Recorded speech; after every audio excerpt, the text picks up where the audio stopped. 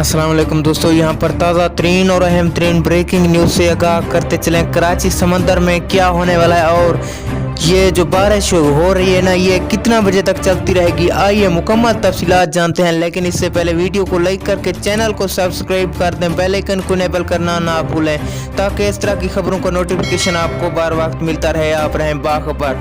जी हाँ दोस्तों, कराची में समंदर में ज़ोरदार तूफ़ानी हो रही है और ये अगले 15 दिन तक चलती रहेगी और माहीगीरों को समंदर में 15 दिन तक जाने के लिए रोका गया है और इमरजेंसी लागू कर दी गई है। और इसके साथ स्कूलों को भी 3 दिन तक छुट्टियां दे दी गई हैं और इसके साथ साथ बारिशों का जो ये सिलसिला चल रहा है, ये अगले 3 दिन तक चलता रहेगा, मुसलसल ही चलता रहेगा और समुद्री तूफान और भी बढ़ जाने के खतरात हैं। अगले 24 घंटों में कराची में फौजियों की भी ज़रूरत हो सकती है। दोस्तों, अगली वीडियो तक के लिए हमें दीजिए इजाज़त।